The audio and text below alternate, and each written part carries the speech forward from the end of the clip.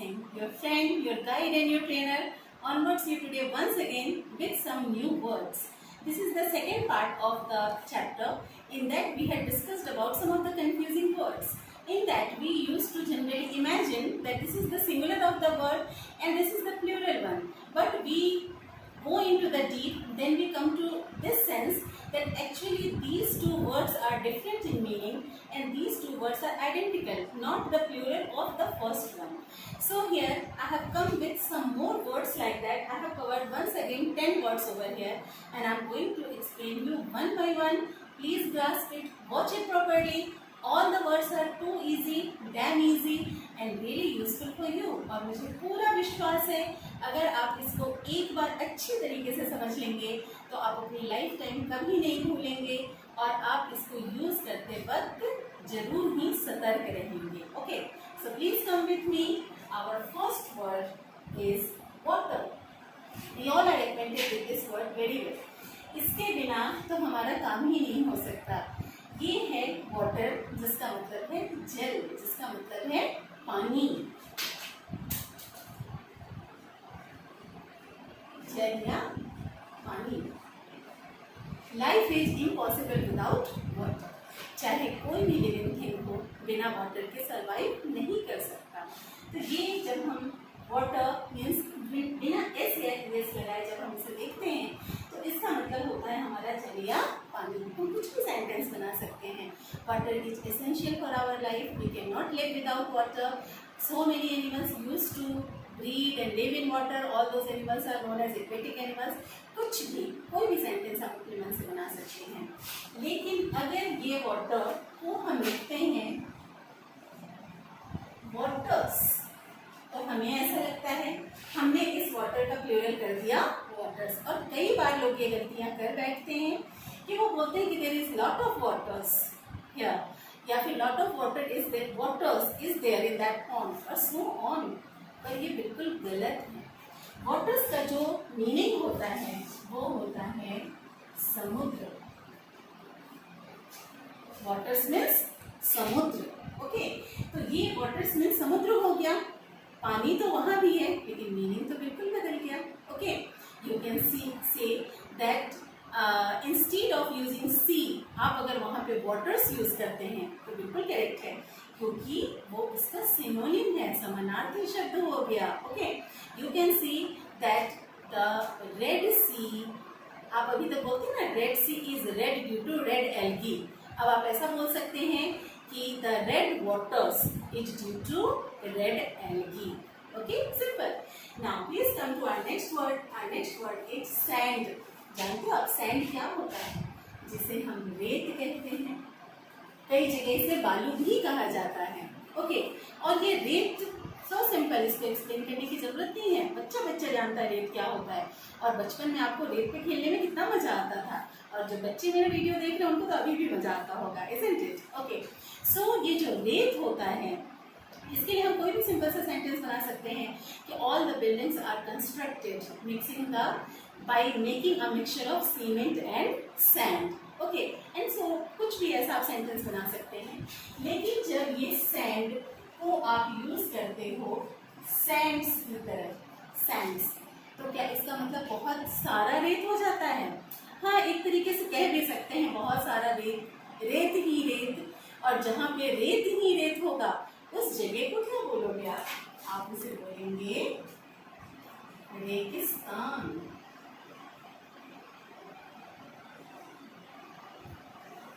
रेगिस्तान means desert. जो desert area होता है उसे आप क्या बोलते हो? रेगिस्तान. We can say that Sahara desert is the biggest desert I know. Okay, और I can say that the life in the desert region. लेकिन यहाँ मुझे डेजर्ट से सेंटेंस नहीं बनाना है, मुझे किससे बनाना है? सैंड्स से. तो मैं कह सकती हूँ the life in the Sands is very crucial. जो सैंड्स की जो लाइफ होती है वो बहुत ही ज़्यादा क्या होती है? क्रूशियल होती है, बहुत डिफिकल्ट होती है. और अगर आपने अपने चैप्टर्स में पढ़ा होगा कि कैसे रेगिस्तान में लोग अपनी ज़िंदगी बिताते हैं तो आप अच्छी तरीके से समझते होंगे इस बात को. Okay, now next word over here is letter. Letter, इसके दो मतलब निकल सकते हैं. एक मतलब निकल सकता है पत्र अक्षर, पत्र भी हो सकता है और अक्षर भी हो सकता है। और आप कोई भी सेंटेंस इससे लेकर के बना सकते हो। I write a letter to my friends, okay. We used to get questions of formal letter writing in our examination, okay. और दूसरा अक्षर, that there are 26 letters in English alphabet, ऐसा बोल सकते हैं। लेकिन जब ये लेटर इसमें बदल जाता है लेटर्स में, और हम लेटर्स को डायरेक्ट यूज कर रहे हैं, तो इसका मतलब क्या हो जाता है? साहित्य। और आपने एक और माइंड किया होगा, यहाँ मैंने एक एग्जाम्पल दिया था कि there are 26 letters in English alphabet. तो जब हम कोई ऐसा सेंटेंस बोलना चाहते हैं, जब हम बताना चाहते हैं कि अल्फाबेट मतलब एक तरीके से कलेक्टिव नाउन हो गया, उसमें पूरा कलेक्शन ऑफ बहुत सारे लेटर्स हो गया, तो उस सेंस में मैंने लेटर्स बोल दिया, ओके। वर्णाक्षर जो पूरे एक साथ इकट्ठे हैं। लेकिन यहाँ पे लेटर्स का मतलब अगर हम ऐसे बोलते हैं कि the letters are the mirror of any society, the letters of any region are the mirrors of that particular society. किसी भी रीजन का जो लेटर्स है वो वहाँ का दर्पण है, वहाँ के लेटर्स का दर्पण है, मतलब वहाँ के साहित्य का दर्पण है। आप कहीं का साहित्य पढ़ के वहाँ के लोगों का रहन सहन, ढंग, खाने का सब कुछ आप समझ जाते हैं, उनका जो भिन्न प्रकार की भाषाएं बोलते हैं, रहते हैं कैसे, लगभग हम सबको समझ जाते हैं। तो इसलिए हम कहते हैं कि जो साहित्य होता है वो किसी भी जगह का दर्पण होता है, तो इसलिए लेटर्स का मैंने यहाँ पे यूज किया। Now next is advice. Advice मतलब आप जानते हैं, एडवाइस का मतलब क्या होता है? सलाह, ओके, सलाह। We always want to get advice, we are always fond of good advices from our elders। हमें हमेशा इस चीज़ का शौक होता है, हमें हमेशा इस चीज़ के हम लालायित रहते हैं एक तरीके से कि हमारे बड़े हमें क्या दे, सही एडवाइस दे, और वो देते भी हैं, ओके। नाउ नेक्स्ट इज, अगर हम इस एडवाइस को एडवाइजेस कर देते हैं, तो हम एडवाइजेस का मतलब ही बदल जाता है यहाँ पे। तो इसका मतलब हो जाता है सूचनाएं, ओके। जो नोटिस होता है, नोटिसेस होते हैं, उसे हम बोलते हैं एडवाइजेस।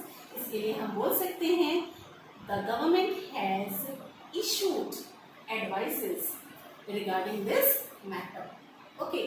कोई भी एक ऐसा मैटर चल रहा है, जैसे अभी बहुत बड़ा एक पेंडेमिक का मैटर चल रहा है, उसके लिए गवर्नमेंट ने कुछ गाइडलाइंस जारी की हैं, वो सूचनाएं उसके लिए जारी की हैं कुछ, तो वो they are those all things are the advises by the government, okay. वो सूचनाएं। Now next is colour. बहुत अच्छे से जानते हैं कलर मीन्स व्हाट? रंग। कोई भी सिंपल सा सेंटेंस आप बोल सकते हो, लाइक आई कैन से my favourite colour is navy blue. आपका भी जो फेवरेट कलर है आप उसे बोल दीजिए, या आप कोई भी ऐसी बात सोच सकते हैं कि life is incomplete without colours, okay. Life is full of colours, कुछ भी ऐसा हो सकता है। लेकिन जब ये कलर्स में कन्वर्ट हो जाता है, तो इसका मतलब बहुत सारे रंग आप उस सेंस में भी यूज कर सकते हैं कि life is full of colours, जैसे कि मैंने अभी बोला। लेकिन अगर हम ऐसे एक पर्टिकुलर कलर्स वर्ड बोल देते हैं कि कलर्स, ओके, आप ये गेस कीजिएगा मैं क्या कहना चाहती हूँ। अगर मैं बोलती हूँ कि the soldiers were doing the parade taking the colors in their hand, taking the colors in their hand, okay, or taking the color in the hand, the captain was marching ahead, okay। वो सबसे आगे चल रहा था captain, colours को हाथ में लेके, मीन्स सेना का झंडा। एक्चुअली इसे हम बोलते हैं सेना का झंडा। जो सेना का झंडा होता है उसे हम क्या बोलते हैं? Colours, okay. Next is spectacled. Spectacled word आपने कई बार ऐसे यूज किया होगा आप, लेकिन गलती कर देते हैं कई बार। मैं अभी बताती हूँ कैसे गलती करते हैं। सबसे पहले देख लेते हैं स्पेक्टिकल का मतलब क्या होता है। स्पेक्टिकल का मतलब होता है कोई भी नज़ारा, नज़ारा हो गया, कोई भी तमाशा हो गया, या कोई भी दृश्य हो गया, ओके, उसे हम बोलते हैं स्पेक्टिकल। फॉर एग्जाम्पल हम ये कह सकते हैं कि I was crossing the road, at the same moment I saw a beautiful spectacle, okay, और an acrobat was showing something over there and that was really an awesome spectacle। मतलब एक Acrobat means एक तमाशा करने वाला कुछ कर रहा था और उसको देख के लगा कि ये शानदार क्या है, नज़ारा है, मतलब एक स्पेक्टिकल है। ओके, लेकिन अगर ये जो स्पेक्टिकल है ये बदल जाता है स्पेक्टिकल्स में, ये बदल जाता है स्पेक्टिकल्स में, तो क्या होता है, चश्मा। ओके, जो आप चश्मा पहनते हैं उसे आप क्या बोलते हो, उसे हम बोलते हैं स्पेक्टिकल्स। ओके, उसे हम सिंपली ऐसे बोल देते हैं कि where is my glass, give me my glass और समथिंग लाइक दैट। और बहुत सारे लोग ये भी गलती करते हैं, वो गॉगल बोलते हैं, माय गॉगल। लेकिन आपको पता है कि जो हम सन ग्लासेस पहनते हैं जो ब्लैक हो जाता है something like that, so that can be said goggle. लेकिन जो आप चश्मा पहनते हैं जिसमें कुछ पॉइंट्स होते हैं, पावर होता है, जो आप अपनी आंखों के आई साइड के लिए पहनते हो, उसे आप स्पेक्टिकल्स ही कहते हैं। Okay, now next is force. Force बहुत कॉमन सा वर्ड है जो आपने कई बार सुना होगा और कई बार यूज किया होगा। फोर्स का मतलब क्या होता है, ताकत। ओके, अगर हम ऐसे बात करें तो अगर हम उसको वर्ब की तरह यूज करें तो ताकत लगाना, लेकिन अभी हम ताकत की बात कर रहे हैं। कुछ भी हम सेंटेंस बोल सकते हैं कि the force is applied to move any object. अगर किसी ऑब्जेक्ट को मूव करना है तो आप क्या करेंगे, फोर्स अप्लाई करेंगे, ये वो फोर्स है, ताकत लगाना। और अगर हम इसे कर देते हैं फोर्सेस, अगर हम ये फोर्सेस वर्ड देते हैं तो इसका मतलब क्या होता है, हमारी सेना, कोई भी सेना, सिर्फ हमारे देश की नहीं, दुनिया की कोई भी सेना, मतलब क्या हो गई, वो फोर्सेस हो गई। ठीक है ना, जैसे कि हम ये कह सकते हैं कि the forces are the life line of any of the country. ये जो फोर्सेस हैं, हम इमेजिन करें अगर ये नहीं होगा तो हमारी जिंदगी कैसी होगी या हमारी सिक्योरिटी का क्या होगा। एक तरीके से हमारे राष्ट्र की, हमारी सिक्योरिटी, ये सब हमारा अभिमान है, क्योंकि हमारी पूरी सिक्योरिटी इन फोर्सेस के ऊपर डिपेंड करती है। Okay, next is quarter. Quarter means एक की चौथाई। कोई भी एक ऑब्जेक्ट है, उसका जो चौथा हिस्सा है उसे आप जानते हैं, उसे हम क्या बोलते हैं, क्वार्टर।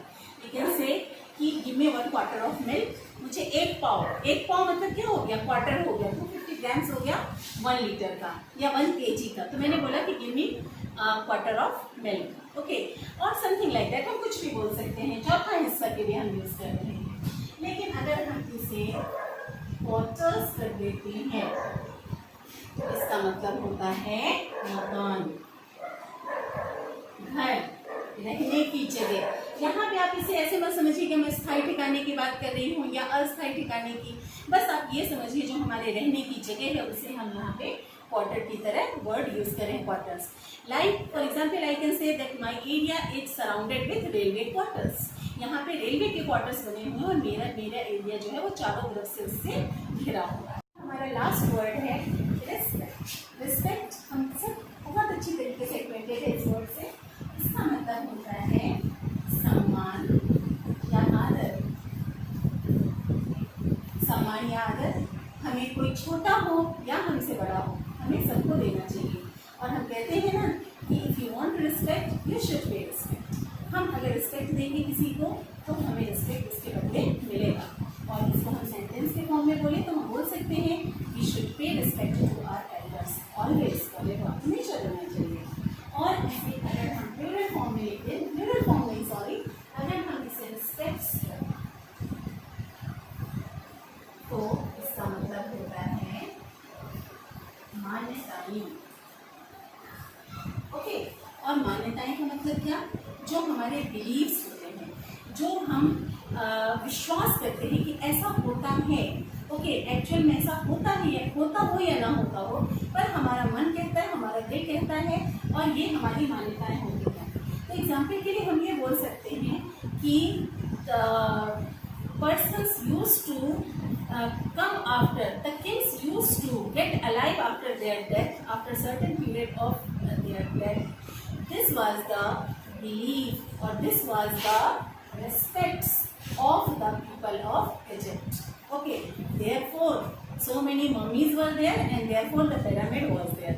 Pyramid या mummies जो बनाए जाते थे उसके पीछे उनका ये रिस्पेक्ट्स था कि जो हमारे किंग मर चुके हैं, जो हमारे फराओ मर चुके हैं, वो वापस एक दिन जिंदा होकर के लौटेंगे, जिंदा होकर के आएंगे. Okay, so this all words were for today for your knowledge.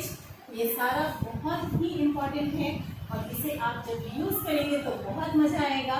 और ये इतने अमेजिंग और ट्रिकी वर्ड्स हैं कि अगर आप अपने फ्रेंड्स के साथ में इसको शेयर करोगे तो आप देखो आपको क्या जवाब मिलता है और फिर आप उनसे शेयर कीजिए. ऐसे आपका नॉलेज भी बढ़ेगा and day by day you will get improvement in yourself. So please keep on learning, be with me. और मेरे साथ बने रहने के लिए आपको पता है क्या करना है. जिन लोगों ने अभी तक मेरे चैनल को सब्सक्राइब नहीं किया है, so please subscribe my channel or please press the bell icon so that you can get the notification at the first. And the next thing is there that please, if you have liked the content of the video, don't forget to like the video. And I'll see you in the next video with something new. And till then, keep on watching, keep on learning. Bye bye. Thanks for watching.